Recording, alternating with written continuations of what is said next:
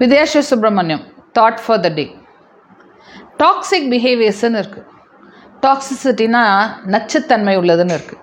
இந்த நச்சுத்தன்மை உணவில் மட்டும் இல்லை, நம்மளோட எண்ணங்கள்லேயும் நம்மளோட செயல்கள்லையுமே இருக்குது.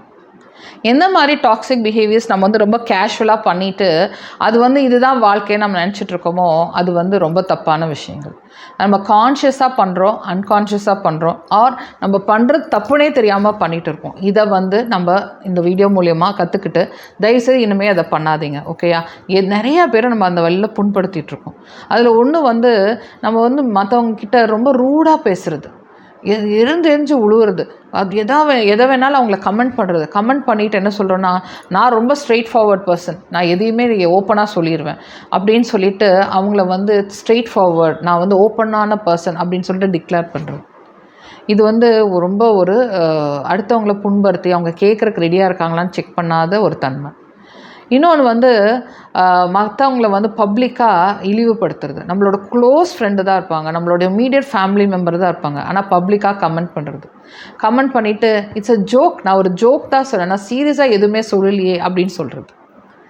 சில சமயம் அடுத்தவங்ககிட்ட ரொம்ப அதிகாரமாக பேசுகிறது.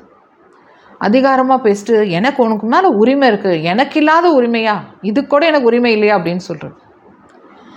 உரிமை எவ்வளோ இருக்குது எவ்வளோ இல்லைன்னு சொல்லிட்டு அது அவங்களோட நெருக்கத்தை பொறுத்து தான் இருக்குது.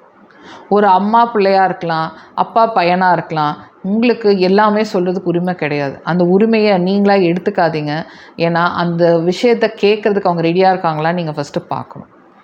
உரிமைங்கிற பேரில் அவங்க எதை வேணாலும் நீங்கள் சொல்கிறதுக்கு சொல்லக்கூடாது, அவங்க சொல்லவும் நீங்கள் செய்யாதீங்க, அவங்க கேட்குற மனநிலையில் கிடையாது. அதுக்கப்புறமே மக்களை ரொம்ப ஏளனமாக பேசுகிறது, ரொம்ப ஜாலியாக பேசிட்டு நான் ஜாலிக்கு தான் சொன்னேன், நான் சீரியஸாக எதுவுமே சொல்லலை அப்படின்னு சொல்கிறது. ஜாலிக்கெல்லாம் சொல்லாதீங்க. அடுத்தவங்க ஜாலிக்கு சொல்லணும்னா உங்களை பற்றி மட்டும் சொல்லுங்கள். மற்றவங்கள பற்றி சொல்கிறதுக்கு உங்களுக்கு ஜாலிக்கும் உங்களுக்கும் எந்த சம்மந்தமே இல்லை. ஓகேயா? ஸோ நீங்கள் மட்டும்தான் இந்த உலகத்தில் இருக்கீங்க, நீங்கள் பண்ணுறது ரைட்டுன்னு நினச்சிட்டு மற்றவங்கள எதை வேணாலும் சொல்லிவிட்டு அதை நீங்கள் கேஷுவலாக இல்லை இதுதான் ட்ரெண்டு, இதெல்லாம் உண்மை தான், இதை கூட சிலவங்க சொல்லுவாங்க, இந்த விஷயத்த கூட நீங்கள் கேட்க மாட்டிங்களா, இதெல்லாம் ஒரு விஷயமா, இதெல்லாம் நீ சீரியஸாக திங்க் பண்ணுவியா, இதெல்லாம் சாதாரண விஷயம் அப்படின்னு நினைப்பாங்க, சொல்லுவாங்க. அப்படி கிடையாது. அது அவங்க எடுத்துக்கிற மனப்பக்கத்தில் இருக்குது. அது அவங்க எப்படி எடுத்துக்க போகிறாங்கன்னு அதை அவங்க டிசைட் பண்ணுவாங்க. நீங்கள் அவங்களுக்கு ஒசரம் டிசைட் பண்ணாதீங்க. ஓகேயா?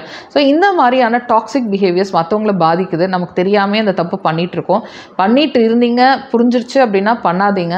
இல்லை நீங்கள் புரியவே இல்லை அப்படின்னா நீங்கள் இனிமேல் பண்ணுறது நீங்கள் கேஷுவலாக பண்ணுறீங்களா இல்லை இன்டென்ஷனலாக பண்ணுறீங்களா, இல்லை கேஷுவலுங்கிற பேரில் இன்டென்ஷனலாக பண்ணிகிட்ருக்கீங்களான்னு அந்த கேள்விக்கு உங்கள்கிட்ட தான் பதில் இருக்குது.